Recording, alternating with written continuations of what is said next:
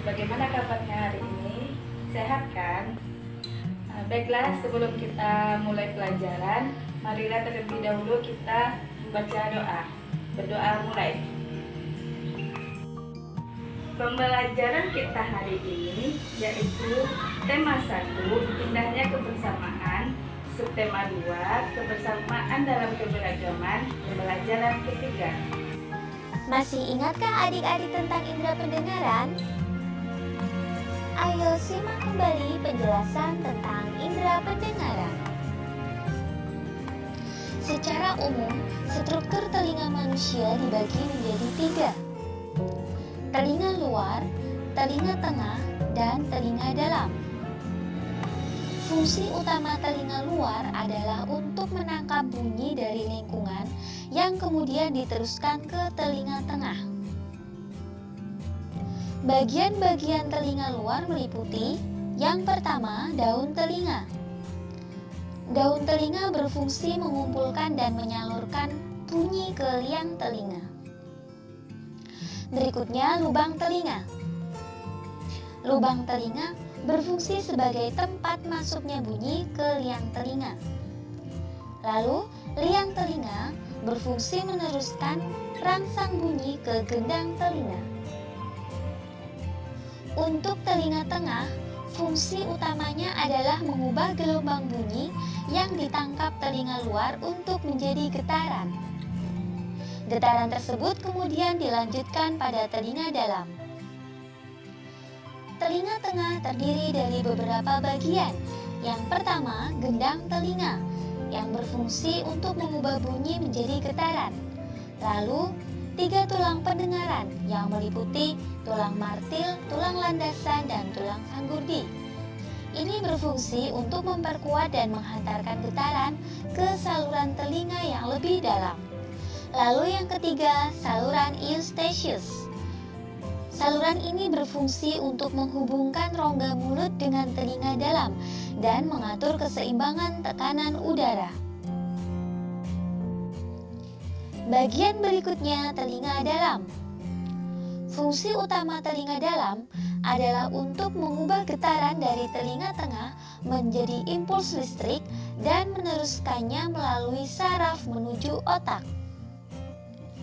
Telinga dalam terdiri dari 3 saluran setengah lingkaran yang berfungsi menjaga keseimbangan tubuh.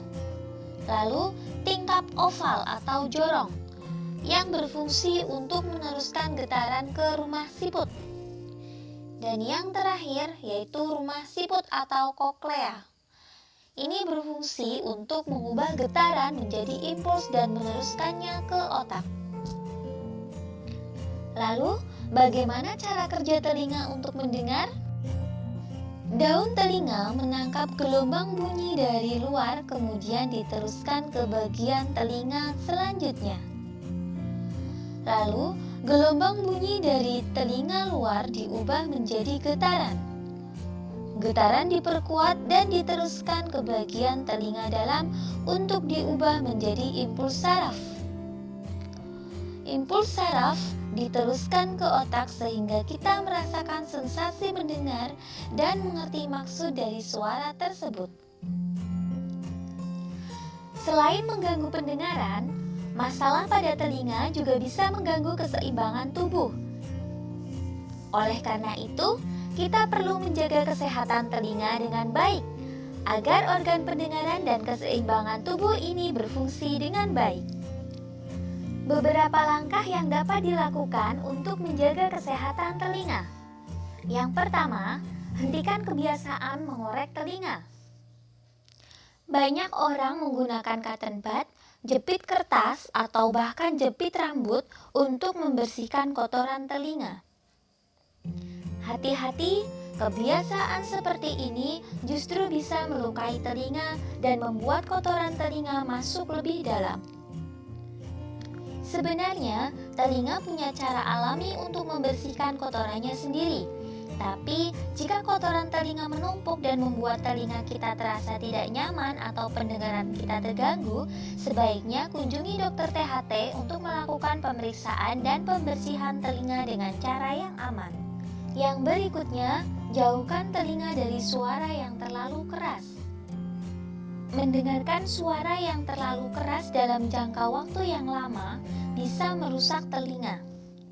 Selanjutnya, hindari penggunaan ear candle.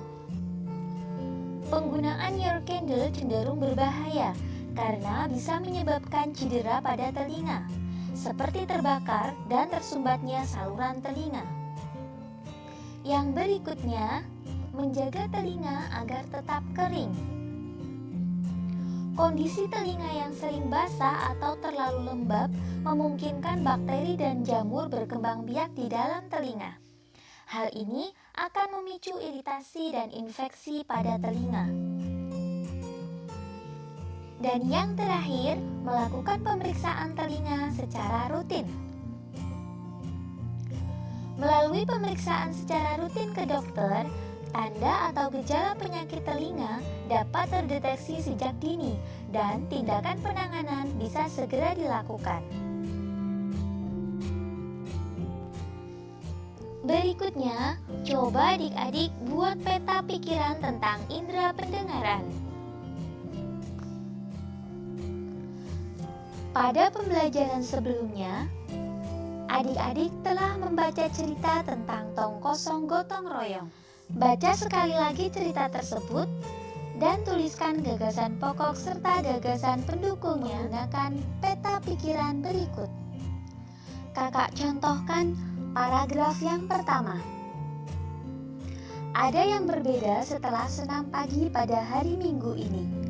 Warga berkumpul dengan berbagai peralatan dan perlengkapan di lapangan kampung.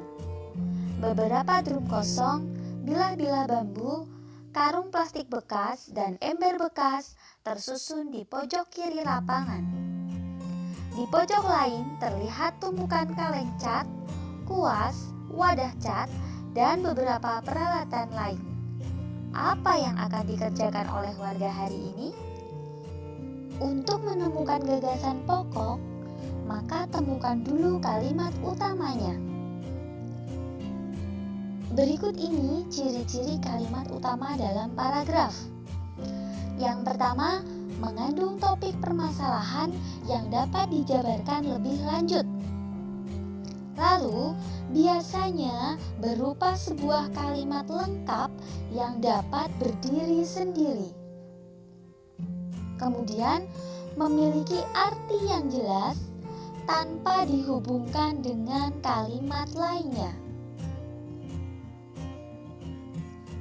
Berikutnya, dibentuk tanpa kata sambung atau transisi.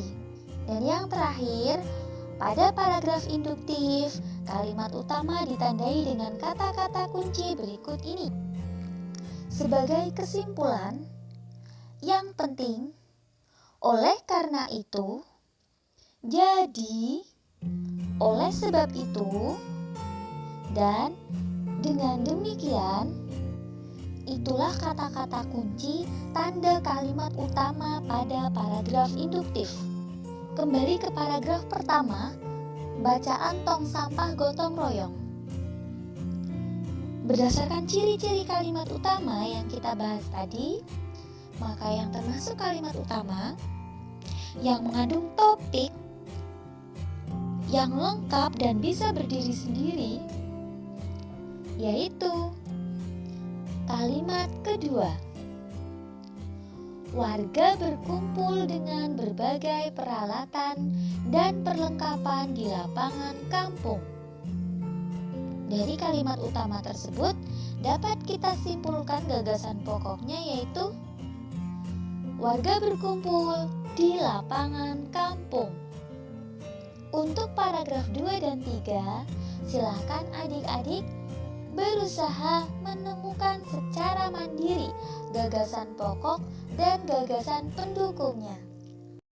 Sebelum kita tutup pelajaran hari ini, marilah kita bersyukur atas ilmu yang didapatkan hari ini. Bersyukur mulai.